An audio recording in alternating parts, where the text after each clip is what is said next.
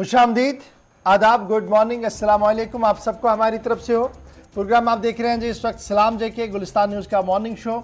और आज के मॉर्निंग शो में जहां हम न सिर्फ जम्मू कश्मीर के हवाले से गुफ्तगू करने जा रहे हैं बल्कि मुल्क की सतह की सियासत कर हम बात करेंगे। और एक बड़ी इंटरेस्टिंग डेवलपमेंट हो रही है और मेरे ख्याल से वो साउथ एशिया की सियासत के अंदर इंतहाई अहम पेशरफ्त होने जा रही है।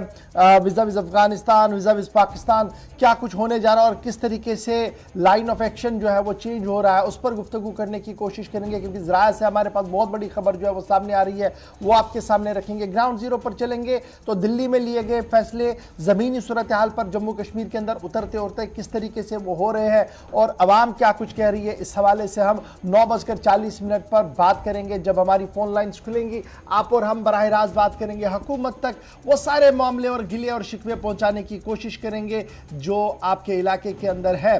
तो उम्मीद है कि 10 बजे तक बराबर आप हमारा साथ देंगे। टीवी पर आप हमें देख ही रहे हैं तो हस्बे वादा और हस्बे दस्तूर आपको एक बार फिर याद दिलाते चले कि आप हमारी सोशल मीडिया साइट्स यानी अवामी राब्ता साइट्स का भी इस्तेमाल करें। ट्विटर पर ज़रूर आइएगा, फेसबुक की इस्तेमाल करते हैं तो हमारे 2 ऑफिशियल पेज है, गुलिस्तान न्यूज़ चैनल के नाम से और गुलिस्तान लाइव फीड के नाम से, उस पर ज़रूर आइएगा। 2 ऑफिशियल पेज हमारे हैं। उसके साथ साथ हमारी ऑफिशियल वेबसाइट www.gulistannews.in पर ज़रूर आइएगा, उसे शेयर कीजिएगा, सब्सक्राइब कीजिएगा। और उसके साथ साथ ट्विटर और इंस्टाग्राम पर भी खबरें आप देख भी सकते हैं और पढ़ भी सकते हैं। ये सारी चीज़ें जी जहाँ पर आप और हम बराह रास्त बात करते हैं, जुड़ते हैं, अपने मन की बात कहते हैं और आपकी भी बात जो है वो सुनने की कोशिश करते हैं। लेकिन खबरों में आज के दिन क्या कुछ है ये बताएंगे आपको। माजी का हाल सबसे पहले, यानी माजी में क्या कुछ हुआ, हिस्ट्री में आज का दिन क्या कुछ कह रहा है। गौहर कुछे दिल्ली स्टेडियम में इस वक्त मेरे साथ है। बहुत शुक्रिया गौहर हमारे साथ ज्वाइन करने के लिए। फटाफट से नाजरीन को बताइएगा कि हिस्ट्री में आज के दिन चंद अहम झलकियां क्या कुछ आपने लिख के रखी है। शुक्रिया इशफाक। तो आज के दिन की शुरुआत, प्रोग्राम की शुरुआत करेंगे हिस्ट्री ऑफ द यानी कि तारीख में आज क्या कुछ हुआ है। आज 17 अक्टूबर, आज ही के दिन क्या कुछ हुआ। 1904 में बैंक ऑफ इटली को आम लोगों के लिए खोल दिया गया, यानी कि 17 अक्टूबर आज ही के दिन। 1918 17 अक्टूबर आज ही के दिन यूगोस्लाविया ने खुद को एक जमहूरी मुल्क करार दिया है, वो आज ही का दिन था। और 1956 में आज ही के दिन इंग्लैंड में पहला बड़ा एटमी बिजली घर खोला गया है। और आज ही के दिन 1979 में मदर टेरेसा को उनके काम और ताउन पर अमन का नोबेल इनाम मिला है। और आज ही के दिन 1998 में नाइजीरिया के शहर जैसी में पाइपलाइन धमाके में तकरीबन 1082 अफराद हलाक हुए हैं। और आज ही के दिन 1944 में एथेंस में खरीफ परिंदे आपस में लड़ने लगे, वो आज ही का दिन था। और आज ही के दिन 17 अक्टूबर 1907 में पहला तिजारती वायरलेस टेलीग्राफ बहरलकाए नूस के ऊपर भेजा गया है। और आज ही के दिन 17 अक्टूबर साल 2014 में वर्ल्ड हेल्थ ऑर्गेनाइजेशन ने सेनेगल को एबोला वायरस से पाक करार दिया है। वो आज ही का दिन था जब सेनेगल को एबोला वायरस से पाक करार दिया गया वर्ल्ड हेल्थ ऑर्गेनाइजेशन की जानिब से। तो तारीख में आज के दिन के हवाले से हमने बात की है। अब जरा प्रोग्राम का खबरों का पिटारा खोलते हैं। चलिए जी, खबरों का सफर शुरू करते हैं और बात आज सबसे पहले करते हैं आरएसएस की, क्योंकि आरएसएस के सरबराह मोहन भागवत का बयान आया है और ये बयान जो है वो जम्मू कश्मीर के विज़ाविज़ है। और एक किताब की रस्मी रोनुमाई हो रही थी और किताब की रस्मी रोनुमाई के दौरान मुल्की सियासत की गुफ्तगू जब वो कर रहे थे तो आहिस्ता आहिस्ता करके उन्होंने बात जम्मू कश्मीर के हवाले से भी कही है। और 2-3 चीज़ें बड़ी इंपॉर्टेंट है। एक ये कि दफ़ा 370 की मनसूखी के बाद ज़मीनी सूरत हाल में एक बहुत बड़ा बदलाव आया है और आज़ादी की बात करने वालों को भारत में जम करना होगा, उनकी सोच को भारत के अंदर जम करना होगा। और इस तीसरी बड़ी बात ये थी कि जो पैसा मरकज़ी हुकूमत की तरफ से आज तक तरक्याती नाम पर दिया जा रहा था, तरक्याती कामों को करने के लिए दिया जा रहा था, वो सारा चंद सियासी घरानों और सियासी अफराद के बीच बांटा जाता था। तो ये बयान जो है ये उस वक्त सामने आया है जब गुज़श्ता दिनों उन्होंने जम्मू कश्मीर का दौरा किया और दौरा जम्मू कश्मीर के दौरान उन्होंने चंद बातें कही थी। और उसके बाद आज एक तकरीब के हाशिए पर मोहन भागवत का ये बड़ा बयान सामने आया है जिसमें उन्होंने कहा है कि जो लोग आज़ादी ढूंढ रहे हैं उनको मर्ज करना होगा भारत के अंदर, उनको जम करना होगा जी भारत के अंदर, और भारत की सोच को गालिब होना पड़ेगा, नंबर 1। नंबर 2, 370 के पहले यानी जब 370 रियासत के अंदर था, 80% फंड जो था वो जनाब मकामी तौर पर पॉलिटिशियंस के पॉकेट्स में जाता था। एक बड़ा इल्ज़ाम जो है वो आरएसएस की तरफ से लगाया गया। और तीसरा बड़ा मामला जो था कि इसमें भी एक और बात थी कि जनाब जम्मू और श्रीनगर में तफावत थी, यानी एक बड़ा रेशियो तरक्याती कामों का वो जम्मू के बजाय कश्मीर के अंदर चला जाता था, और जम्मू के लिए बहुत कम पैसा जो है वो रखा जाता था। इस तरीके की बात भी जो है आरएसएस चीफ मोहन भागवत की तरफ से कही गई है। ताहम उनका मानना है कि जो सूरत हाल पहले थी आज वो सूरत हाल नहीं है, क्योंकि ये तीसरी बैक टू बैक बात होगी उनकी। आपको याद होगा कि मुंबई में एक तकरीब हुई जिसमें जम्मू कश्मीर से भी कई लोगों ने शिरकत की, जिसमें नौजवान भी थे। उसका जिक्र उन्होंने कल इस तकरीब के हाशिए के दौरान भी कहा कि देखिए गुज़श्ता दिनों जब मुंबई में तकरीब हुई थी जिसमें माइनॉरिटीज़ को लेकर बात हो रही थी, तो जम्मू कश्मीर के नौजवान वहाँ पर थे, जम्मू कश्मीर के लोग वहाँ पर थे, जिन्होंने साफ ये कहा कि वो भारत के साथ है और भारत की जो सालमियत है और भारत का जो निज़ाम है उसको आगे बढ़ाने की कोशिश में काम करेंगे। तो उसका कल उन्होंने दोबारा बात से ये बात कही कि देखिए नौजवान की सोच बदल रही है, लेकिन इस बदलती सोच के बीच अभी भी कुछ आवाज़ें ऐसी हैं जो आज़ादी की है, और उस आज़ादी की आवाज़ को हमने मर्ज करना होगा भारत की आवाज़ के साथ, और उसके लिए हमने काम करना होगा। तीसरी बड़ी बात ये कि जो हमारे किताबें हैं, यानी जो दरसी निज़ाम हमारा है, उस दरसी निज़ाम को भी देखने की बात कही गई है। और कहा गया कि देखिए जिस तरीके से हम पढ़ाने की कोशिश करते हैं from zero to higher up, उसमें काफ़ी कुछ लिक्यूनाज है, और वो जो भारत की झलक उसके अंदर होनी चाहिए थी वो नज़र नहीं आ रही है। और यही वजह है कि हम मुख्तलिफ इज़म्स का शिकार हो रहे हैं, और जो बेसिक मोटिव भारत के अंदर था वो हमारे हाथ से चला जा रहा है। यानी कहीं ना कहीं जम्मू कश्मीर की सूरत हाल पर उन्होंने गुफ्तगू की, 370 के बाद हालात बेहतर हुए हैं और बेहतर हो रहे हैं, इस पर उन्होंने दोबारा बात की, नौजवानों की उन्होंने बात की, और सबसे बड़ी बात जो उन्होंने कहा कि अब निज़ाम तालीम में भी जिद्दत लानी होगी, इसमें नयापन लाना होगा, और जो चीज़ें हमसे छूट चुकी हैं, जो चीज़ें हमसे दूर हो रही हैं, उन चीज़ों को हमने किताबों के अंदर मुतारुफ कराना होगा। साथ साथ उन्होंने कहा कि बहुत जल्द जम्मू कश्मीर के अंदर अवामी नुमाइंदा हुकूमत भी होगी, जिसके लिए अवाम को आगे आकर अपने वोट का इस्तेमाल करना होगा। तो ये बात थी जनाब मोहन भागवत की, आरएसएस के चीफ की, जम्मू कश्मीर के हवाले से। बढ़ते आगे, बात जरा आप करते हैं उस बड़ी खबर की जो पिछले एक हफ्ते से लगातार सुर्खियों के अंदर है, और खबर जम्मू के पुंछ रजौरी सरहदी इलाके की।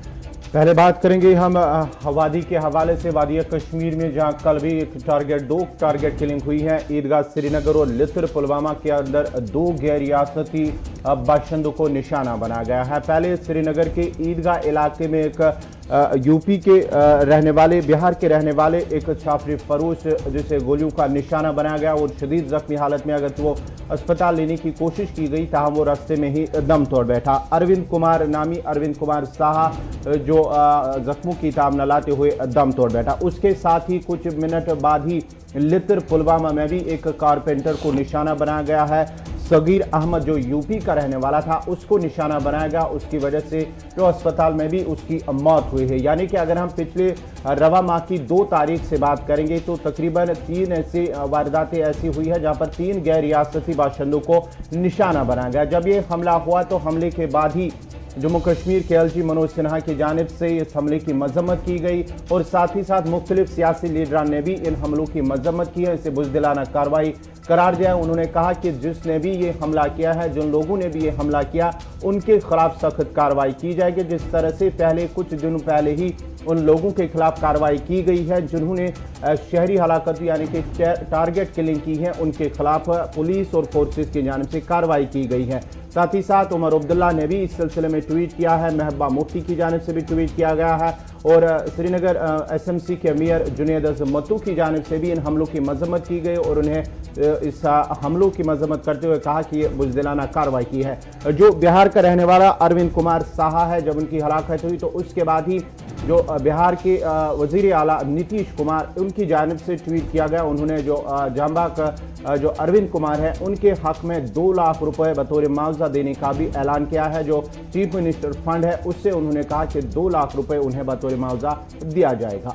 एक एक करके ट्वीट आपके टेलीविजन चैनल पर आ रहे हैं जी। पहले मनोज सिन्हा साहब को आपने देखा, उसके बाद साबिक वज़ीर आला उमर अब्दुल्ला का, जुनैद आज़म मत्तू ने भी इस तरीके की कार्रवाई को बुज़दिलाना कार्रवाई करार दिया और कहा कि इंसानियत का कत्ल है। और उसके फ़ौरन बाद आप देखेंगे कि जो कल विजुअल्स भी थे वो भी चलेंगे। लेकिन एक चीज़ याद रखिएगा, कल आईजीपी कश्मीर क्या कह रहे थे कि 9 दिनों के अंदर 9 एनकाउंटर हुए, 13 मिलिटेंट मारे गए। और शहर श्रीनगर के अंदर 3 मिलिटेंट 3 अलग अलग एनकाउंटर्स के अंदर 24 घंटों के दौरान मारे गए। ये भी कहीं ना कहीं इस खबर के साथ हमने देखना होगा। लेकिन ये जो टारगेट किलिंग्स हो रही है ये इंतहाई अफसोसनाक है। और ये गैर रियासती मजदूरों पर और गैर रियासती बाशिंदों पर जिस तरीके से हमले हो रहे हैं, इससे यहाँ सिक्योरिटी ग्रिड पर एक बड़ा सवाल तो है ही, लेकिन ओवरऑल कश्मीर के अंदर भी इससे बहुत दहशत जो है वो फैली हुई है। और मकामी आबादी से जब हम बात करते हैं, मकामी लोगों से जब हम बात करते हैं, तो 2 तरह के रिएक्शन सामने आ रहे हैं। एक ये कि जनाब एक मुनज़्ज़म साजिश है जिससे कश्मीर और कश्मीरियत को नुकसान पहुंचाने की कोशिश की जा रही है। क्योंकि याद होगा कि बिंद्रू मेडिकेट से ये सिलसिला शुरू हुआ और उसी दिन रात को एक और किलिंग हुई। उसके बाद हमने देखा कि किस तरीके से किलिंग्स का बाजार जो है वो चला है।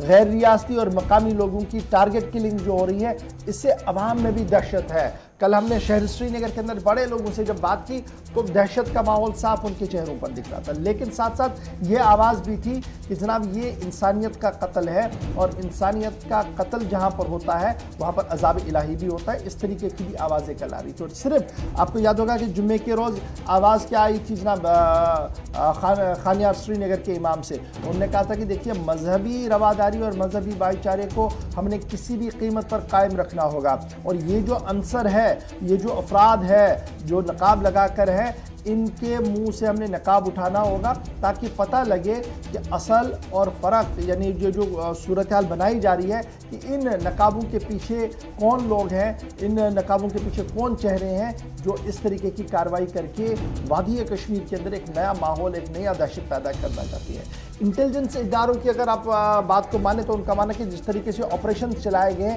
उसका फ्रस्ट्रेशन है और अटेंशन डाइवर्ट करने के लिए ये सारी कोशिश जो वो की जा रही है। ज़रा से हमारे पास इस तरीके की भी खबर आ रही है। लेकिन बड़ी बात यह है कि गैर रियासती मजदूरों पर पे दर पे हमले हो रहे हैं और ये हमले इंसानियत के लिए भी शर्मनाक है। और बाय एंड लार्ज जब आप कश्मीर के प्रोस्पेक्टिव से देखेंगे तो इसके संगीन नताइज जो है वो देखने को मिल सकते हैं। अल्लाह उससे बचाए। फिलहाल जम्मू कश्मीर से बड़ी खबर ये कि मिलिटेंट्स की तरफ से कार्रवाई हुई है और उस कार्रवाई के दौरान 2 गैर रियासती मजदूर, गैर रियासती जो है वो मारे गए। 5 अक्टूबर को पहले कश्मीरी पंडित बिजनेसमैन मक्खन लाल बिंद्रू को उनकी दुकान पर जाकर गोली मार दी गई। उसी दिन पानीपुरी बेचने वाले बिहार के नौजवान पर लाल बाजार के इलाके में गोली चली।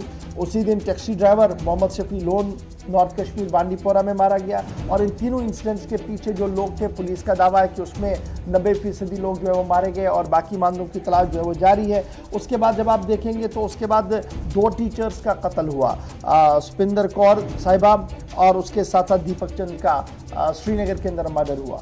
और अब जो सूरत हाल बनकर आई है, कल और 2 लाशें जो है वो हमने देखी, तो कुल मिलाकर आंकड़ा जो है वो तकरीबन 28 या 29 तक पहुंच गया है, जिनमें 7 माइनॉरिटी कम्युनिटी के हैं, रेस्ट जो है वो लोकल्स बताए जा रहे हैं। यानी अगर आप 28 का आंकड़ा देखेंगे, 7 को बाहर निकालेंगे तो मेजर किलिंग जो है वो वादी कश्मीर के लोगों की भी हुई है। लेकिन बाहर का हो या इधर का हो, किलिंग है। और किसी भी सूरत में इंसानियत का कत्ल किसी भी तरह से न तो इसको हौसला अफजाई हो सकती है और ना ही इसको एंडोर्स कोई कर सकता और ना ही किसी मजहब में इस चीज़ की इजाज़त दी गई है। और कुरान में तो बिल्कुल भी नहीं है। अलहुर बिलहुर का मतलब ये नहीं है कि आप किसी का भी कत्ल करें, बल्कि इसके सियाम सबाक को पढ़ने की ज़रूरत है हमें और समझने की ज़रूरत है। बहरहाल अपनी अब बात तो है, लेकिन फ़िलहाल सूरत हाल ये है कि कल ये जो पूरी खबर हमारे पास थी उसको इस वक्त हमने इसलिए बताया क्योंकि अभी भी मुख्तलिफ सियासी जमातों की तरफ से बयान जारी किए गए हैं और महबूबा मुफ्ती का बयान आया है, ट्वीट सामने आया है।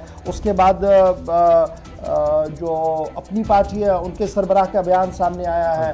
उसके साथ साथ बीजेपी के जो स्टेट इंचार्ज हैं उनके बयानात सामने आए हैं और भी कुछ लीडर्स का बयान आया है और सब ने इस पूरे वाक़े की मजम्मत की है और इंतज़ामिया से तहफ़्फ़ुज़ फराहम करने की मांग भी की है। लेकिन एक चीज़ याद रखिएगा, जो कल एक खूबसूरत सिल्वर लाइन मुझे लगी IGP कश्मीर जो सीधी सीधी बात की, उन्होंने कहा कि जनाब हर एक को सिक्योरिटी कवर देना शायद ये मुमकिन नहीं है, इसीलिए जो सॉफ्ट टारगेट्स है वो कहीं ना कहीं निशाने पर आ रहे हैं। लेकिन उसके बावजूद भी कोशिश उनकी रहेगी एक अपर हैंड जो है वो सिक्योरिटी ग्रिड का रहे ताकि मिलिटेंट अपनी प्रेजेंस को बार बार ना दिखा सके। फिलहाल बढ़ते हैं जी आगे। जब मिलिटेंट प्रेजेंस की हम बात कर रहे हैं तो जरा शहर के बाद जंगल का भी रुख करते हैं और पुंछ राजौरी की भी बात आपको बताते चले, जहां पर एक हफ्ते से लगातार ऑपरेशन जारी है और रात देर गए आर्मी की तरफ से एक बार फिर बयान जारी करते हुए कहा गया कि जो लोग मिसिंग थे उनकी लाशें भी कल जंगल से बरामद कर दी गई है। जी हां, सब डिवीजन मेंढर के इलाके बठादूरिया इलाके में आज 7वें रोज सर्च ऑपरेशन दाखिल हुआ है। गुज़श्ता 6 दिनों की बात करेंगे तो कल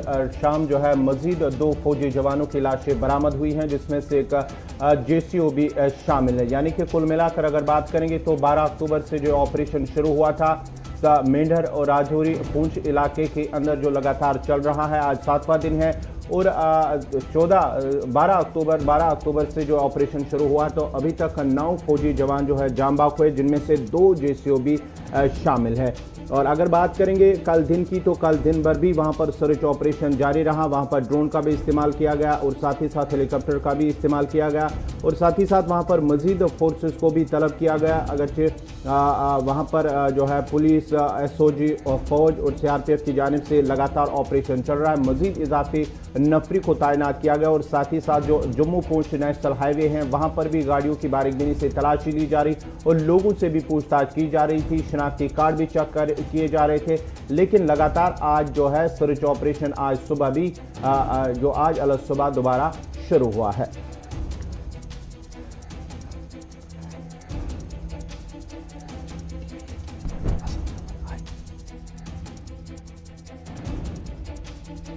के पास चलते हैं। जमशीद मलिक हमारे साथ इस वक्त ज्वाइन कर चुके हैं। उसके बाद आपको बताएंगे कि जमशीद ने रात देर गए DIG जो है वहाँ के पुंछ राजौरी के, उनसे भी गुफ्तगू की थी। उन्होंने क्या कुछ इस ऑपरेशन के बारे में कहा था वो ज़रूर बताएंगे। लेकिन जमशीद सबसे पहले आपके पास आएंगे जी, ज़रा लेटेस्ट अपडेट बताइएगा।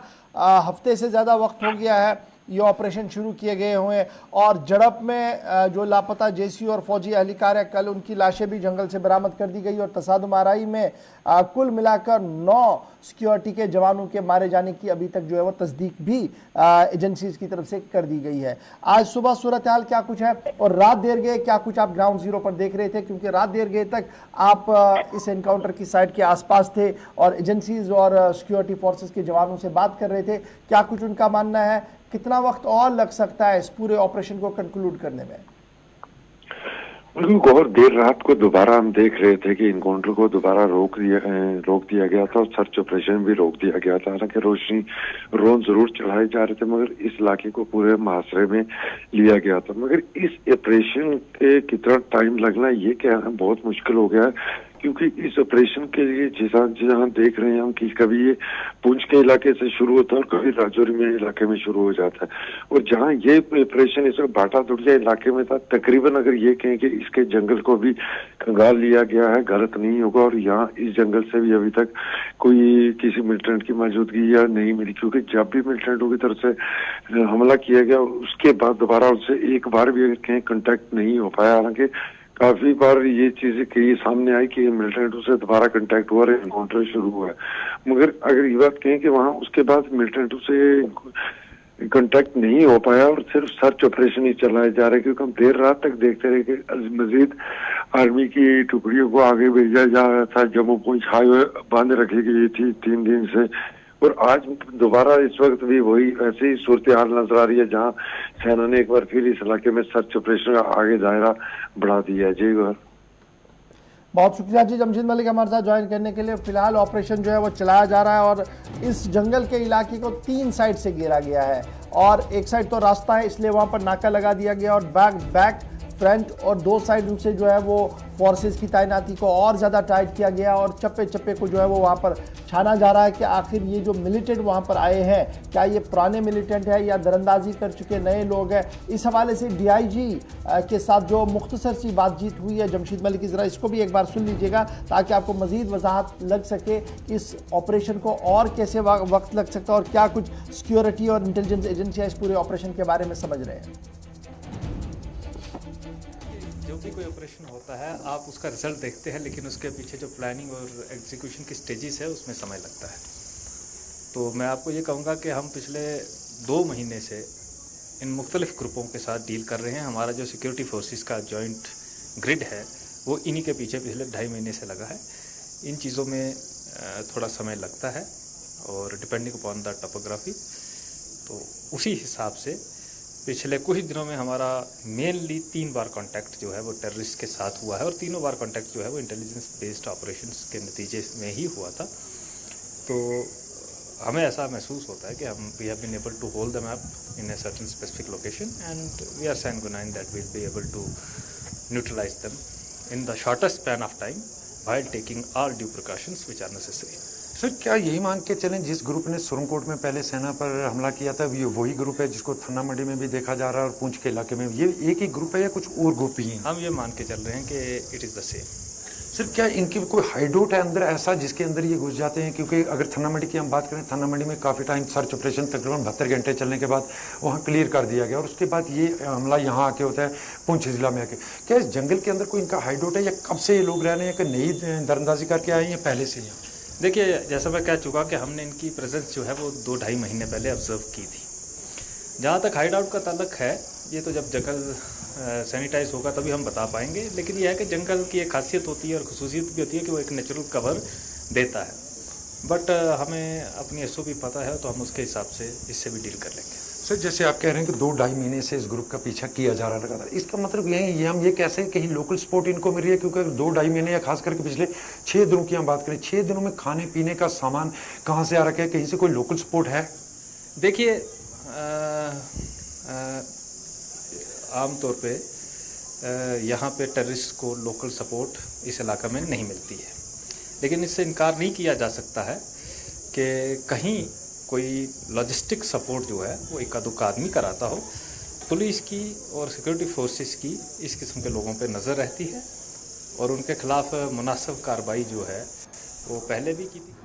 पिछले 2.5 महीनों से लगातार खुफिया इत्तलात मिल रही थी और लगातार पुलिस और इंटेलिजेंस एजेंसियां इस इलाके के अंदर ऑपरेशन भी चला रहे थे और अभी भी ये ऑपरेशन जो है वो चल रहा है। 9 दिन के दौरान क्या कुछ हुआ है डिटेल आपके सामने हमने रख दिया। अब जरा बात बड़ी खबर की करते हैं और बड़ी खबर भारत, पाकिस्तान और अफगानिस्तान की, और माना जा रहा कि बर्फ पिघलना शुरू हो गया है और आहिस्ता आहिस्ता करके भारत सरकार का मौक़िफ़ भी सामने आया है। तालिबान और पाकिस्तान के साथ दोबारा बातचीत के लिए राहों को खोलने की कोशिशें हो रही हैं, इस तरीके की खबर सामने आ रही है। मॉस्को में मुनक्किदा तकरीब में भारतीय वफ़द भी जाएगा, यानी जहां पर तालिबान और तालिबान लीडर जो मॉस्को जा रहे हैं वहां पर खबर यह है कि अब भारत का वफ़द भी जाएगा वहां पर, ताकि तालिबान के साथ राब्ते और रिश्ते जो है वो बेहतर हो सके। इधर खबर जहां तालिबान के हवाले से ये है, वहीं पर कौमी सलामती के मुशीरों का इजलास भी तलब किया जा सकता है और नई दिल्ली के अंदर जब NSAs की मीटिंग होगी तो उसमें पाकिस्तान के कौमी सलामती के मुशीर मुईद यूसुफ भी आएंगे। इस हवाले से बड़ी खबर दिल्ली से इस वक्त डेवलप हो रही है और ये खबर बड़ी इंतहाई अहम है कि नई दिल्ली जो है वो होस्ट करेंगे जी NSAs अफगान के मामले पर, यानी अफगानिस्तान के मामले पर कौमी सलामती मुशीरों का इजलास तलब किया गया है और ये इजलास कौमी सलामती मुशीर जो है रीजनल, ये जनाब इजलास नवंबर के महीने में होगा और इस इजलास के अंदर कौमी सलामती मुशीर बराए पाकिस्तान मुईद यूसुफ की आमद भी हो सकती है। ये एक बड़ी डेवलपमेंट इस वक्त हो रही है। अब ये डेवलपमेंट कब हो रही है उसके बाद नजर अफगानिस्तान की सूरत हाल के हवाले से भी आपको बात बताती चलूं। इनविटेशन इससे पहले क्या, अच्छा जी, SCO और रैट की मीटिंग भी हुई है और इस सिलसिले में पाकिस्तान ने मल्टीलैटरल फोरम मीटिंग के तहत जो गुज़श्ता हफ्ते हुई थी उसमें 3 रुकनी डेलीगेशन ने हिस्सा लिया। भारत की तरफ से 3 रुकनी डेलीगेशन ने हिस्सा लिया जो anti terror mechanism meeting Shanghai cooperation organisation SCO की होनी थी, SCO रैट्स की होनी थी। इन पाकिस्तान के अंदर यह हुई है खैबर पख्तूनख्वा प्रोविंस के अंदर, पाकिस्तान के खैबर पख्तूनख्वा इलाके के अंदर SCO रैट्स का इजलास मुनक्किद हुआ।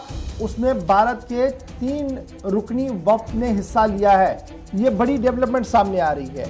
इसके साथ साथ आपको यह भी याद होगा कि लोकसभा के स्पीकर ओम बिरला ने पाकिस्तानी सेनेट के चेयरमैन को कॉमनवेल्थ के जो पार्लियामेंटेरियंस हैं उनके इजलास में दावतनामा दिया है, क्योंकि पब्लिक अकाउंट्स कमेटी के 100 साल मुकम्मल हो रहे हैं दिसंबर के महीने में।